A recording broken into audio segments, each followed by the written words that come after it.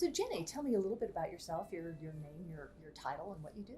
Sure, absolutely. My name's Jenny Parrish. Mhm. I'm head of strategic partnerships for a company called Ringba. Okay. Ringba is actually a couple different types of companies. One is we are a analytic and call tracking platform, Mhm. one of the only real-time bidding platforms when it comes to live inbound phone calls. And additionally, we just launched a exchange, basically a marketplace for live calls. Oh, fantastic. Yeah, Yeah. absolutely. Great. And so, what kind of strategies are you taking for your personal and your professional life? Sure, absolutely. So I think that I have really had a solid approach in regards to making sure that I'm balancing both. Mhm. From a professional development standpoint, I think it's interacting with fantastic organizations like LinkUnite, also interacting with other types of women's councils and other places that I can get mentorship and also potentially have some way that I can give back to those that are still learning in the industry as well. So I think that between interacting with these type of organizations and groups and also taking the time to educate yourself, I think a lot of us are far from when we were really learning in a school environment. But I really enjoy things like Masterclass. Mhm. Udemy is a great resource that I've leveraged to learn some of the newer technology. And I've also looked at, some of the greatest books out there. Mhm. There's just such a huge amount of literature out there that can really help us kind of professionally and personally develop. And I also take the time to kind of reflect on the things that are going to be important to me. Health and exercise is something I'm really passionate Mhm. about. Yes. Always trying new things to keep myself really interested in those particular hobbies. And even picking up the piano, it's a lifelong dream that I've had. Oh, And, fabulous. even as I'm, getting older here, I decided, this is something that I've always wanted for myself. And so I bought myself a baby grand piano. Oh, wow. And I'm starting to learn, the basics here and starting to learn how to read music. And so I think it's really important for all of us to be able to kind of drive what makes us happy, what's going to help us grow in all these different ways. And I think that I've found the things that I love and really kind of leaned into those. Fantastic. And how did you end up really in this industry?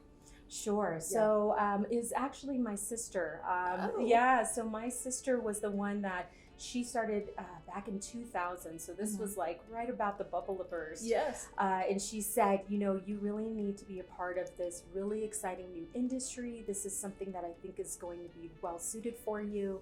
And so it was a boutique agency that I joined. We ended up getting purchased by a publicly traded company called ValueClick at that Oh, point. yeah. And we just accelerated growth, and I was able to really partake in that and just dive headfirst into the deep end when it came to the industry. Fantastic. And a very interesting question that we asked before, which is that what do you think are the opportunities for women in this industry? Oh, fantastic question. Yeah. So I think that the opportunities I think that this is really our moment. I think that there's a spotlight on us to really seek out equality, starting to really hear our voices and really kind of get that seat at the table. So I think the opportunity is to really elevate ourselves, get that seat at the table, make sure that we're contributing in a way that we've always been capable of. And I think that this is our time. Just simply looking at how Taylor Swift, Beyonce, and Barbie impacted the global economy.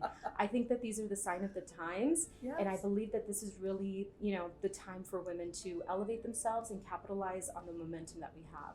Yes, and I'm really excited about having like a women's only conference because again, we are, as wonderful as men are, it's a very male dominated industry that we have. So it's very rare that we get the opportunity to meet with very strong women at something like the LinkUnite event. Absolutely. I've been in the industry over 20 years now. And so when I got my start, I remember just walking out into a conference floor and seeing 99.9% gentlemen out in the audience there.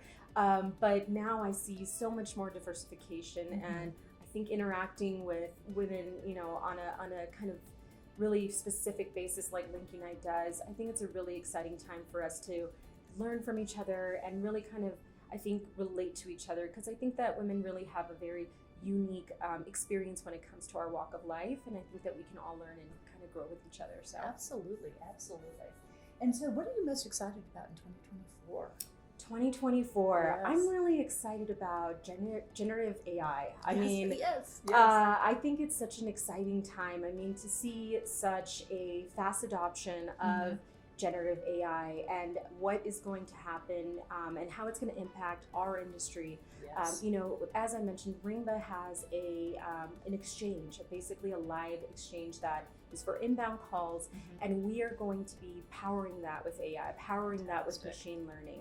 And so I think that it's just going to feed so much of the different aspects of our industry. I think it's going to make things more personalized. I think it's going to make a better consumer experience, and I think it's going to give us creativity beyond what we could ever accomplish just on our own. So I see it as a really exciting way for us to leverage new technology and kind of broaden our horizons and not be afraid of it, but I think kind of embrace it and make it complementary to what we're doing and what we're always going to be able to accomplish. So how are you actually using AI? Is it more like in who you talk to, or how do you talk to them, or the voice that you talk to them in? I think all of the above. So one of the ways is, I mean, as simple as developing like the ad copy for our collateral when we're starting to develop, because our exchange is a very new concept.